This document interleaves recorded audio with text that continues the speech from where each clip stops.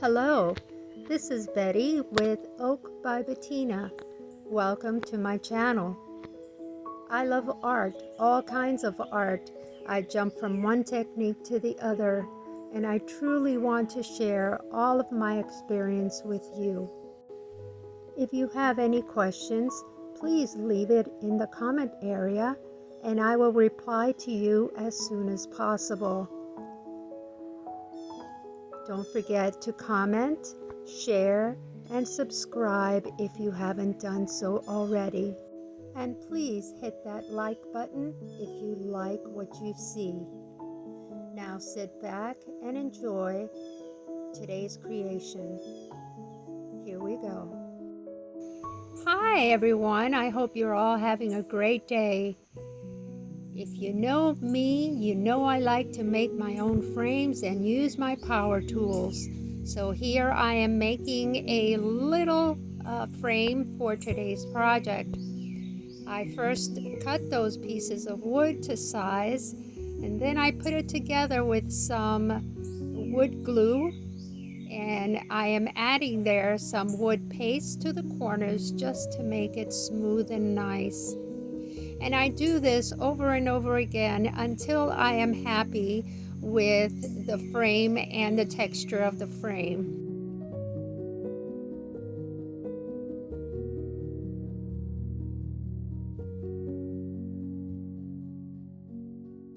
There I am showing you the products, which is just regular wood glue of any kind, some wood paste for the corners. I use some sanding paper, and I do use these corners that I got off of Amazon, which are fantastic. I love them, and I will put it down in the description area just in case one of you are as daring as I am to use my husband's power tools.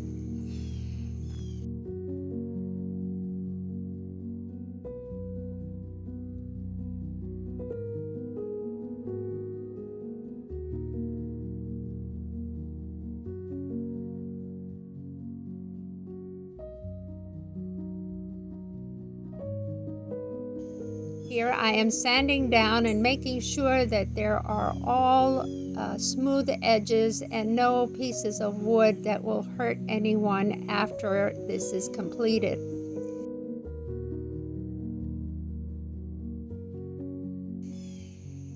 Today I am part of the collaboration for the first time with Casey, and it is the Wet and Wild Wednesday.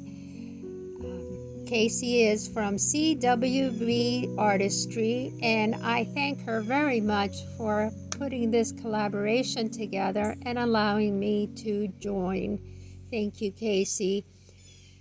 Here I am happy with my frame, and it's smooth enough, and I'm starting to put down the first layer of paint. And what I've done is I've taken just some white paint and added a little bit of Floetrol. Usually the first layer of paint that I use on a bare piece of wood, it's either chalk paint with Floetrol or regular acrylic paint, and I add a little bit of baking soda with Floetrol. And the reason I do that is so that it goes into all the little gaps in the wood, and it fills it up so it makes it, or it gives it, a smooth look. So that is what I'm doing for my first layer.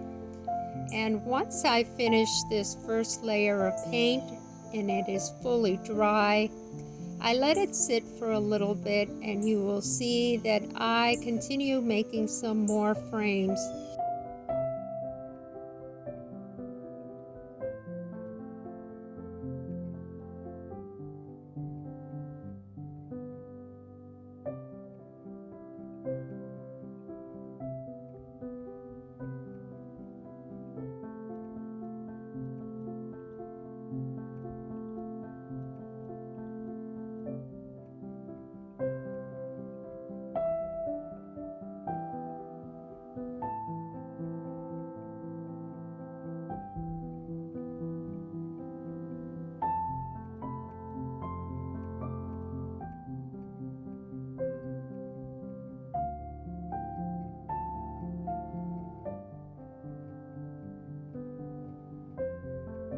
I do 1, 2, 3, and 4, and I just leave them for the next project.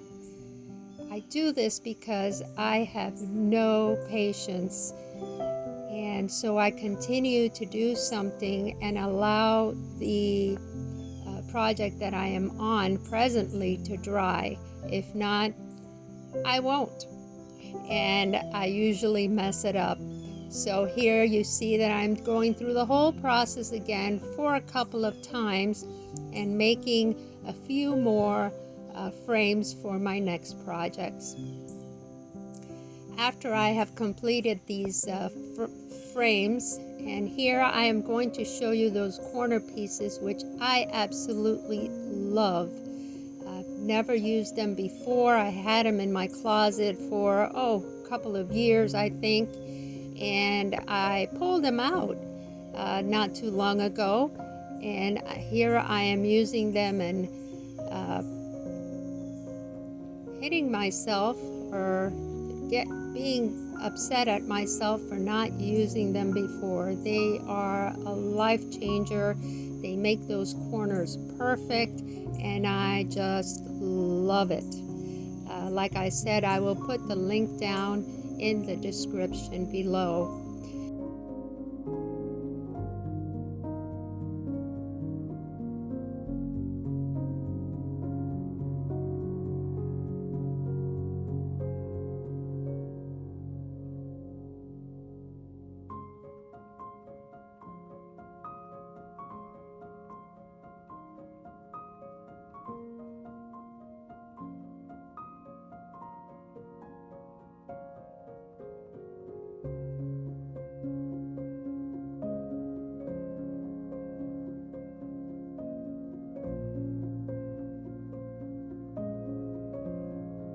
So once those corners are in, I take my stapler and staple both corners so they stay together and they dry in one smooth piece. Here I am back with the piece that I will be using today, and the second time I am sanding it down, making sure that everything is smooth. And this is the process that I go through for every one of those frames. I paint it a first time, I sand it first and give it a first coat. Then I let it dry and sand it down again and give it usually a final coat. Usually the second time around it takes on the paint very well. Good coverage, very smooth, and once that is done, I am ready for the fun part. Now I've taken a little bit of time to show you all of this, and if you have any questions on how I do any of this, please let me know. I have a lot of projects on my channel that I have showed how I use my scroll saw and how I cut my wood pieces, and you are more than welcome to join and watch them. Now after this second layer is dry, I take out my glass. You've probably already noticed that I am working on the floor. Yes, I am. I had to lend my desk to my grandson, and instead of buying a new one, I just decided to empty out mine and give it to him, put it in the next room so he can use it during the summer break. But I hope to be getting it back soon because these old bones do need to sit on a chair.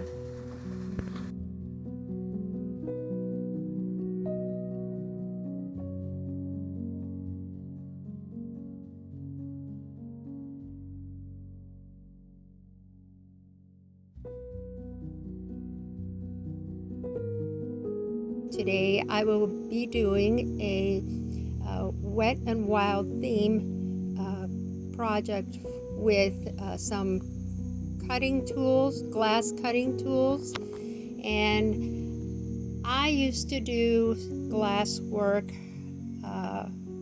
about, I want to say 7 or 8 years ago, before I ever started on social media. This was my actual first art that I started on several years ago. And I have a lot of mosaic pieces still around my house. My former house, before where I live now, I have beautiful lamps that I left behind that I did mosaic on.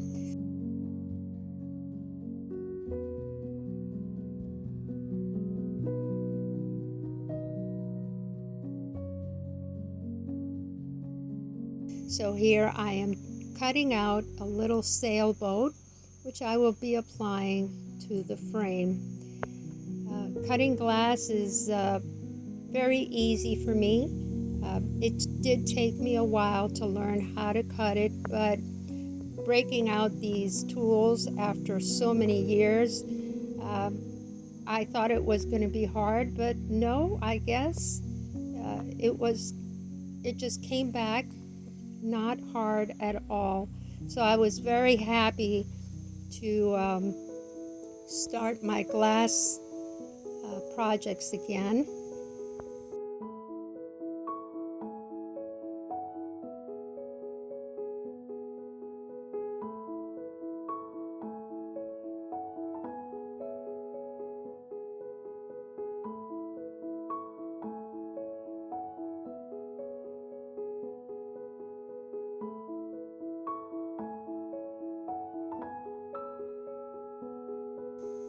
After I cut all the pieces and I am happy with my design, I go on to the next step and I clean these pieces of glasses very well before I start placing them into the frame.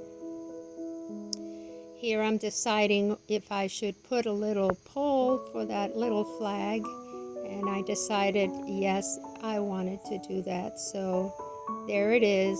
I am picking up my glass, cleaning off my area, and pulling out my very old glass, what do you call it? Sander, a glass sander. This glass sander is, probably about 10 years old, but it still works.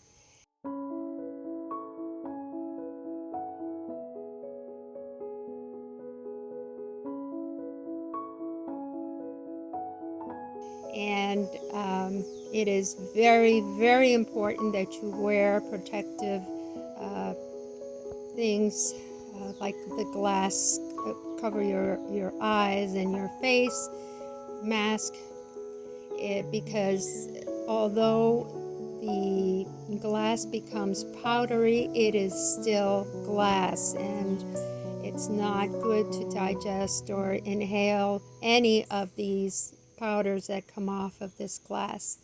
So here I'm just smoothing out all the pieces of glass, and also this, I'm not sure what the more recent glass sanders are like, but this one requires water on the bottom, and I did fill it up with water. And here I am sanding out all the pieces, making sure that they're soft.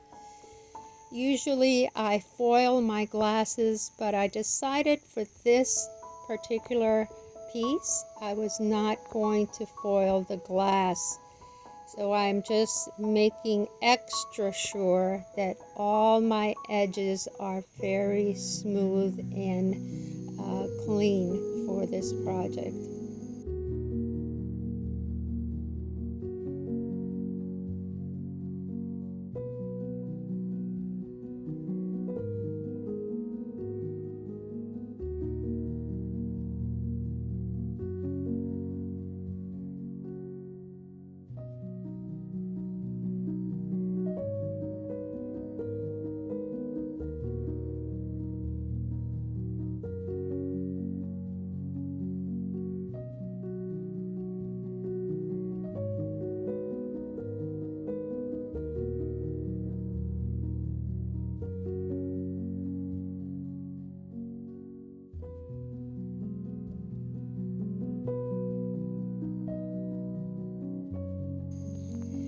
after I finish with the sander, I start with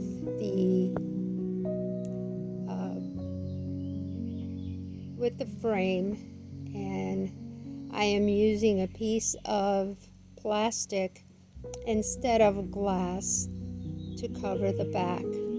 And the reason I'm doing this is because I did not have a piece of glass, clear glass, so I am improvising. I have used plastic before and it works well. As a matter of fact, sometimes I even like using the plastic better than a glass, because on the other side of the frame it is very soft and smooth, and there's no edges, glass edges, to hurt your hands when touching them.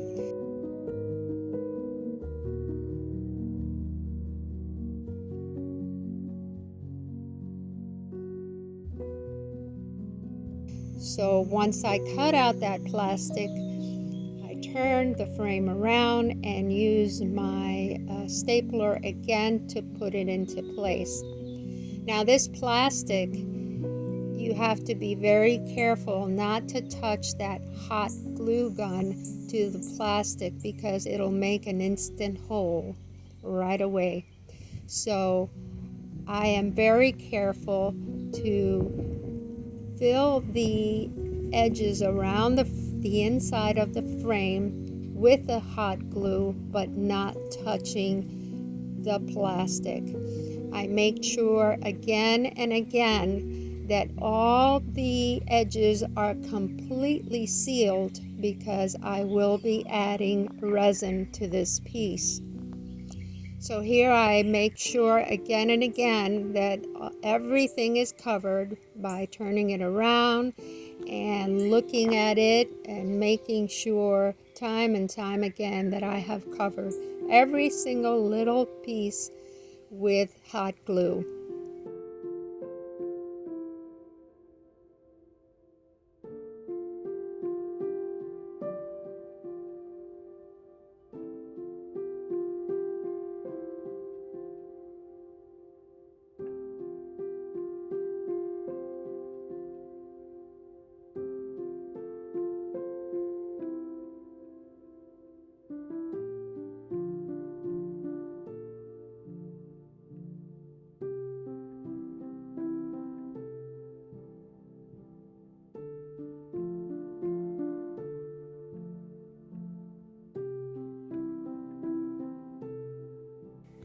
Once I am satisfied, I dry it up a little bit, and here come the crushed glass.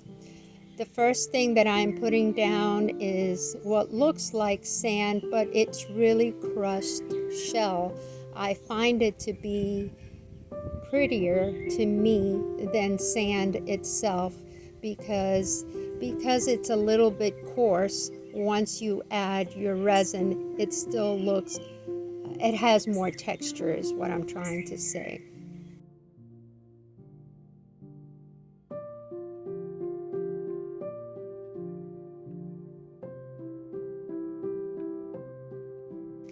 As I'm putting down my glass, I put it directly down to the plastic, and that's usually what I do, but then I changed my mind and I take off the little sailboat and fill the bottom of the frame with the glass all the way to the top. And then I start placing the sailboat.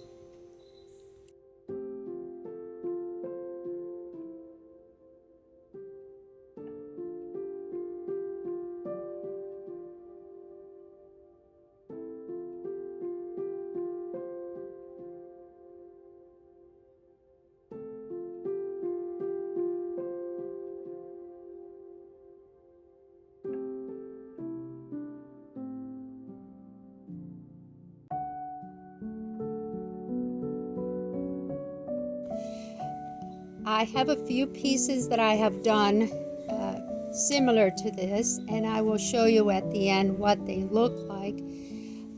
Like I said, I usually put the sailboat down first, but this time I changed my mind and I decided to put it on top of the crushed glass. So I am using regular blue crushed glass, and the top one is fire glass. So fire glass is a lot stronger than just regular crushed glass. I didn't have any see-through or clear crushed glass, so I am using this fire glass, which I was not sure how it was going to come out, but it came out very nice. So I placed it all around the sailboat, made sure that my sailboat was where I wanted it to be after adjusting it several times.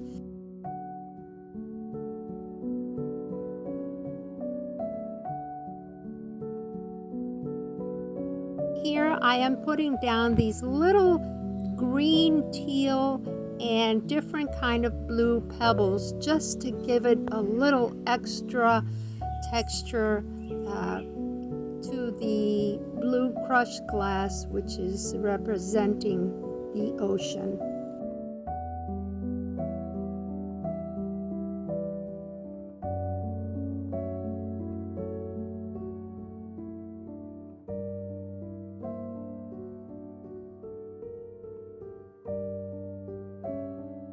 And now I'm adding some shells on the bottom, and also taking some even lighter pieces of crushed glass and adding it to the crushed shell on the bottom, just like little bits of water popping out.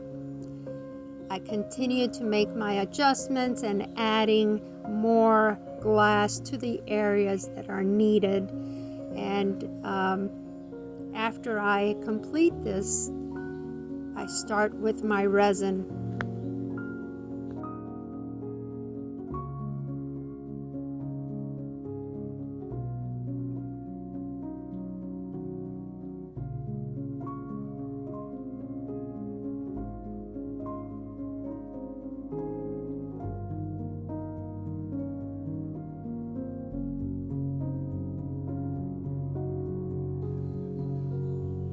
And I use epoxy resin, which I am in love with. Before I used this resin, I was using J. Diction, which is also a wonderful resin, but I find that this resin is easier for me to use. I have experimented with many other resins, and so far this is the one that I like the most, especially for these kinds of projects.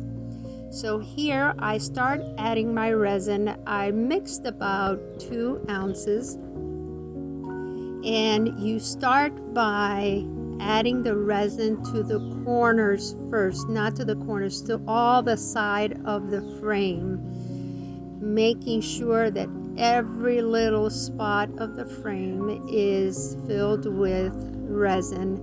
And then I sprinkle the rest of the remaining resin over all the crushed glass and the yellow glass, making my adjustments. And then with my heat gun, I heat up the resin and allow it to move around, also removing all the bubbles.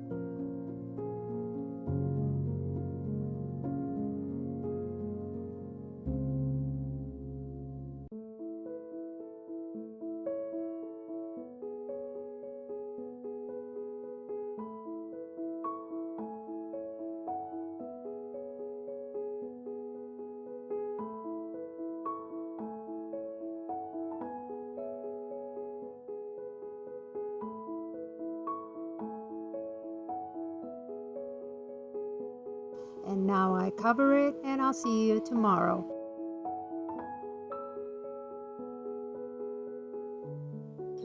Okay, 24 hours later, and wow, that fire glass is prettier than I thought it would be.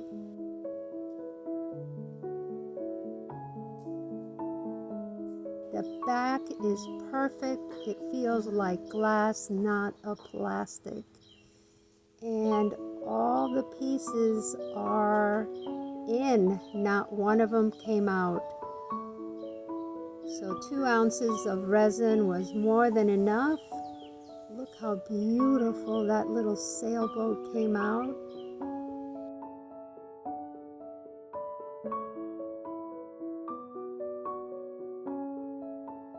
The sand, or really crushed glass, the crushed shells are beautiful.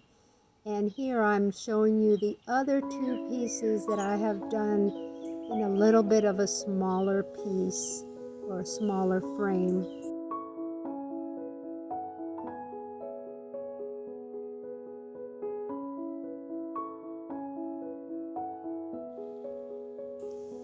This orange one and the red one I have placed all the way down to either the glass or the plastic.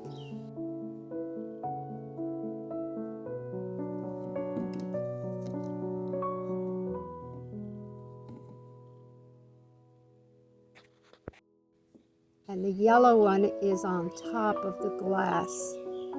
What do you think? Which one do you like better?